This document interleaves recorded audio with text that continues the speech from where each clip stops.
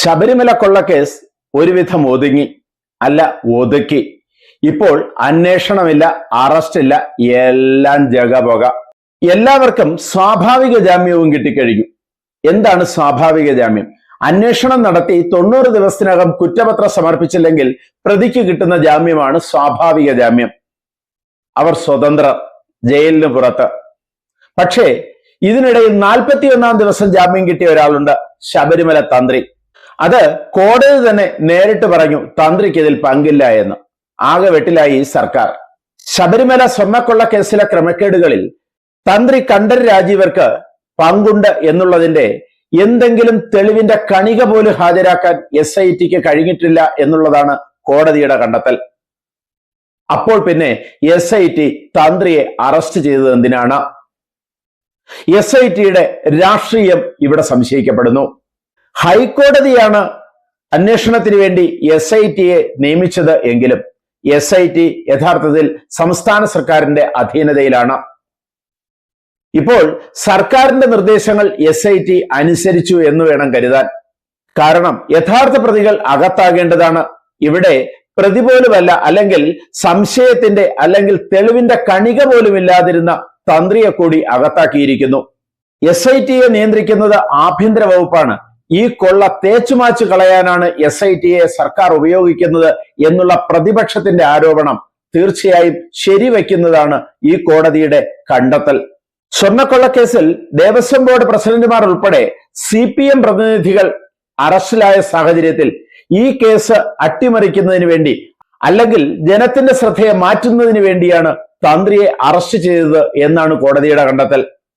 Devaswom board മുൻ അംഗം KP ശങ്കരദാസിനെ തെളിവുകൾ ഉണ്ടായിരുന്നിട്ട് പോലും അറസ്റ്റ് ചെയ്യാതിരുന്ന സാഹചര്യത്തിലാണ്, പ്രതിയല്ലാതിരുന്നിട്ട് പോലും തന്ത്രിയെ അറസ്റ്റ് ചെയ്തത്. അപ്പോൾ ജനശ്രദ്ധ തന്ത്രിക്കെതിരായി.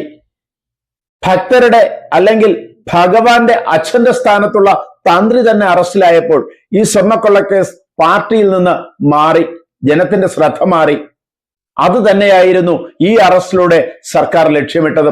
മാത്രമല്ല, ഇപ്പോൾ കേൾക്കുന്ന വാദങ്ങൾ അനുസരിച്ച്, അല്ലെങ്കിൽ ഇപ്പോൾ കേൾക്കുന്ന വിവരങ്ങൾ അനുസരിച്ച് തന്ത്രിയോട് പക വീട്ടുകയായിരുന്നു എന്ന രീതിയിലുള്ള വാർത്തകളും പുറത്തു വരുന്നുണ്ട്. മുൻ സുപ്രീം കോടതി വിധി അനുസരിച്ച് സ്ത്രീ പ്രവേശനത്തിന് അനുകൂലമായി തന്ത്രി നിൽക്കാത്തതും, അതുപോലെ വർഷം മുഴുവൻ ശബരിമലയിൽ നട തുറക്കണം എന്നുള്ള സർക്കാരിന്റെ നിർദ്ദേശത്തെ തന്ത്രി എതിർത്തതിലുമുള്ള വൈരാഗ്യമാണ് തന്ത്രിയോട് ഈ അറസ്റ്റിലൂടെ സർക്കാർ തീർത്തത് എന്നൊരു വാദം ഇപ്പോൾ പുറത്തു വരുന്നുണ്ട്. ആചാര ലംഘനം നടത്തുന്നതിനുള്ള സർക്കാരിന്റെ നീക്കങ്ങൾക്ക് തന്ത്രി കൂട്ടുനിൽക്കാത്തതാണ് ഈ വൈരാഗ്യത്തിന് കാരണം.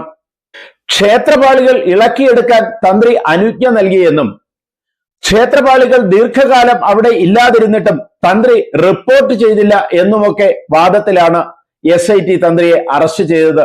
ഈ അറസ്റ്റിൽ നിയമവൃത്തങ്ങൾ അന്നേ സംശയം പ്രകടിപ്പിച്ചിരുന്നു. തന്ത്രിക്ക് ക്ഷേത്രത്തിന് പുറത്തുള്ള കാര്യങ്ങളിൽ യാതൊരു ഉത്തരവാദിത്വവും ഉണ്ടായിരിക്കുന്നതല്ല.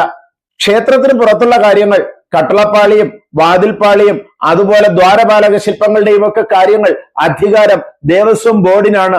തന്ത്രിക്ക് അവിടെ ആചാരങ്ങളും അനുഷ്ഠാനങ്ങളും നോക്കുക മാത്രമാണ് തന്ത്രിയുടെ ഉത്തരവാദിത്വം. എന്നാൽ പുറത്തുള്ള കേസുകളും തന്ത്രിയുടെ തലയിൽ കെട്ടിവെച്ച് SIT അറസ്റ്റ് ചെയ്യുകയായിരുന്നു, പൊതുജനത്തിന്റെ ശ്രദ്ധ തിരിക്കാൻ. പൊതുജനത്തിന്റെ ശ്രദ്ധ തിരിക്കുന്നതിന് ഈ അറസ്റ്റിന് വലിയ പ്രൊപ്പഗാൻഡയും സർക്കാർ നൽകി, അല്ലെങ്കിൽ ഇടതുപക്ഷ കേന്ദ്രങ്ങൾ നൽകി. അതിലൂടെ വലിയ അറസ്റ്റുകൾ, CPM മെമ്പർമാരായിരുന്ന ആളുകൾ, ദേവസ്വം പ്രസിഡന്റ്, ദേവസ്വം അംഗങ്ങൾ എന്നിവരുടെ അറസ്റ്റുകളുടെ ചർച്ച കുറച്ചു ദിവസത്തേക്കെങ്കിലും മാറ്റിവെക്കുന്നതിന് ഇടതുപക്ഷത്തിന് കഴിഞ്ഞു. അത് തന്നെയാണ് തന്ത്രിയുടെ അറസ്റ്റിലൂടെ അവർ ഉദ്ദേശിച്ചതും. ആ ഉദ്ദേശം അവർ നേടി. പക്ഷേ തന്ത്രിക്ക് ഇപ്പോൾ ജാമ്യം കിട്ടിയിരിക്കുന്നത്, അതുപോലെ കോടതിയുടെ നിശിതമായ വിമർശനമൊക്കെ ഇടതുപക്ഷത്തിനുണ്ടാക്കിയിരിക്കുന്ന ഞെട്ടൽ ചെറുതല്ല. ക്ഷേത്രത്തിന്റെ ഭാഗമാണെങ്കിലും വാതിൽപ്പാളികളും കട്ടളപ്പാളികളുമൊക്കെ ഗർഭഗൃഹത്തിന് പുറത്തുള്ളതാണ്. അതിൽ തന്ത്രിക്ക് യാതൊരു അവകാശവുമില്ല. അവിടെ തന്ത്രിക്ക് ദേവസ്വം ബോർഡ് ആവശ്യപ്പെടുമ്പോൾ ഉപദേശം നൽകുക എന്നൊരൊറ്റ ഉത്തരവാദിത്വം മാത്രമേ ഉള്ളൂ. അദ്ദേഹത്തിന്റെ ചുമതലകൾ പൂജകളിലും ചടങ്ങുകളിലും മതപരമായ ആചാരങ്ങളിലും മാത്രം ഒതുങ്ങി നിൽക്കുന്നവയാണ്. എന്നിട്ടും കട്ടളപ്പാളികളുടെ ഉൾപ്പെടെയുള്ള സ്വർണമോഷണത്തിന്റെ ഉത്തരവാദിത്വം തന്ത്രിയിൽ കെട്ടിവെച്ച് അദ്ദേഹത്തെയും ജയിലിലാക്കുകയായിരുന്നു. എല്ലാ ആരോപണങ്ങളും കോടതി തള്ളി. കട്ടളപ്പാളികൾ ഇളക്കിക്കൊണ്ടുപോയി, വാതിൽപ്പാളികൾ ഇളക്കിക്കൊണ്ടുപോയി, അവ സമയത്തിന് തിരിച്ചു സ്ഥാപിച്ചില്ല, ആ വിവരം തന്ത്രി അറിയിച്ചിട്ടില്ല എന്നുള്ള വാദം പോലും കോടതി നിസ്സാരമായി തള്ളി. മറ്റു പ്രതികൾക്ക് 90 ദിവസം കഴിഞ്ഞ് സ്വാഭാവിക ജാമ്യമാണ് കിട്ടിയതെങ്കിൽ ഇവിടെ 41 ദിവസം തന്ത്രിക്ക് കോടതി തെളിവുകളൊന്നുമില്ല എന്ന പേരിൽ ജാമ്യം അനുവദിച്ചിരിക്കുന്നു. ഇത് സർക്കാരിനുണ്ടാക്കിയ തിരിച്ചടി ചെറുതല്ല.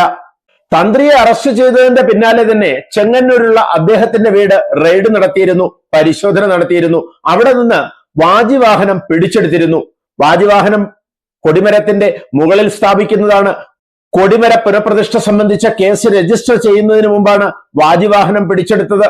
വാജിവാഹനം പിടിച്ചെടുത്തതിനെ കുറിച്ച് നല്ല പരസ്യവും സർക്കാർ നൽകിയിരുന്നു, അല്ലെങ്കിൽ പാർട്ടി വൃത്തങ്ങൾ നൽകിയിരുന്നു. തന്ത്രി അനധികൃതമായി വാജിവാഹനം കൈവശപ്പെടുത്തി എന്ന രീതിയിലായിരുന്നു പ്രചാരണം.